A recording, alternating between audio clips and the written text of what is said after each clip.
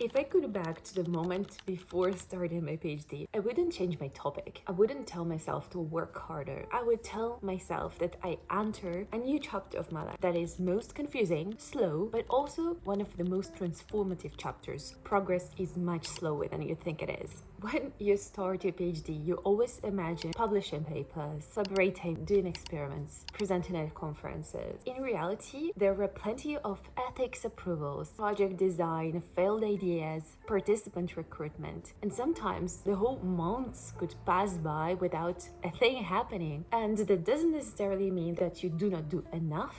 It just means that your research needs some time. The progress is not linear. Point 2. Your supervisor means a lot more than you may expect. Your supervisor is not just an academic advisor. It's also your mentor. It's also the person who gives you references, who could basically planify your further academic work. And it's also a very weird relationship in a sense, because you're supposed to be independent, but you also need some guidance during your PhD, and this is completely okay. I think in my case, I found for a long time that it was really difficult to both show some doubt, show your fragility, the fact that you may not know something or not understand something even after several iterations, because I felt like I need to show a good face to my supervisor because this person has so much power in it. Being vulnerable and asking for advice, trying to show that you're capable of doing things and that you're on top of all of your to-do lists, it's kind of tricky to juggle. I think what helped me a lot is that I just sat at some point and I told my supervisor what I need. For example, to have weekly meetings, just one-on-one,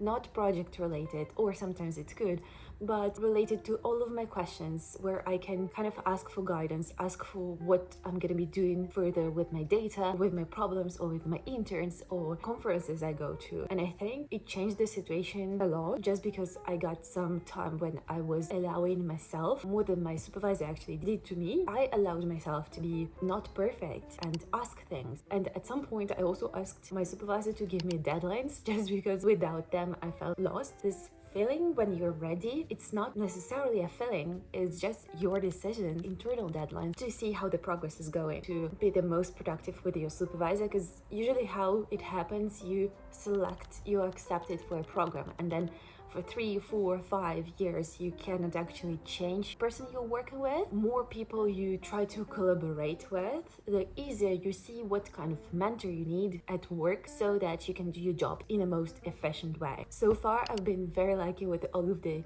supervisors I had. Point 3. Confusion is not a problem. The whole PhD is built on ambiguity. It's not structured, not like a line, neither a path. It's really very ambiguous. You're like walking in a fog. This is kind of can be explained by the nature of research, in a sense that you're working with something that may not even exist in the world yet. The knowledge that's very high end, on the border of the known. So the clear answers to your questions, they may not even exist. And also the field would evolve, the opinions would continue to emerge. Maybe the methods would also become more efficient. If you're someone who really likes clarity and certainty, doing a PhD would be a very difficult thing to cope with.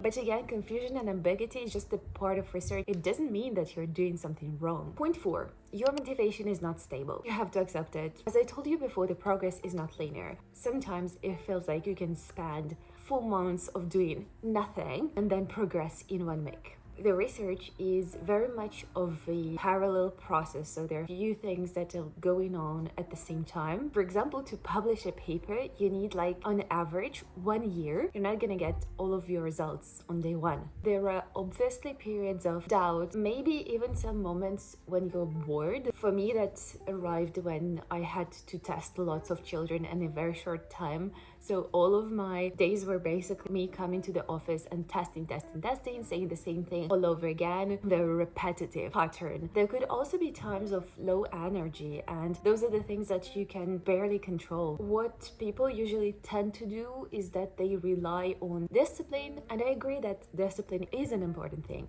but all of this productivity advice, I don't think that it necessarily helps you doing your PhD, because the research world is built differently. You are constantly compared with everyone else, even if your institute environment is nice and productive and fruitful, you kind of see where other people are, at which point of their PhD, how many papers they have, how well it's cited, and then it's inevitable. You really have to constantly remind yourself that you are on your own path and your progress is coming at some point. PhD is inevitably related to your emotions. It may become an enormous part of your life, like it is totally in my case. It's extremely important to not put all of your eggs in the same basket. Try to have hobbies outside your research. Try to be friends with people outside your area, and try to make time when you're completely offline from your research. You're not thinking about it. Do some sports, do something that demands your cognitive effort. Playing piano, for example. Something that would just turn your mind off from wandering around your topic. Eventually, I believe this would be a great way to keep your motivation by positive emotions coming from different spheres of your life. So motivation obviously changes over time, but you can have control on it. And if you can't,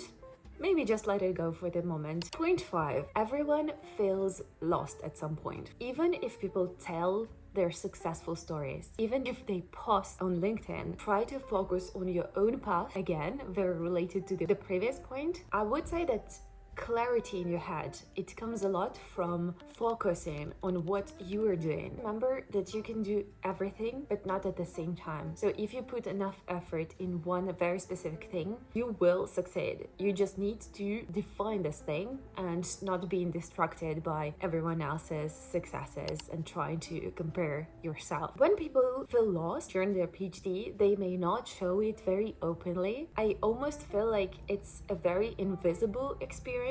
So no one talks about it directly, but there is this conventional aura of doing a PhD as of something that's very stressful. You kind of almost have to burn out.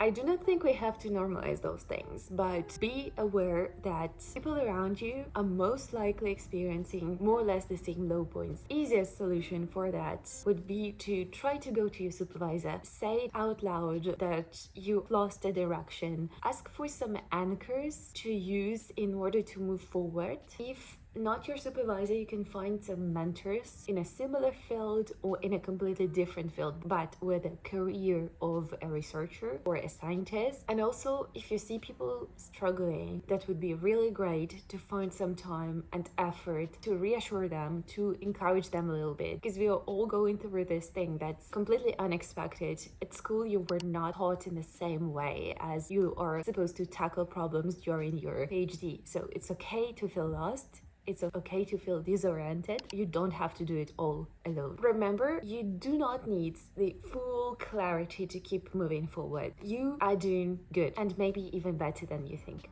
Thank you for watching, and I'll see you very soon in my next video. Bye!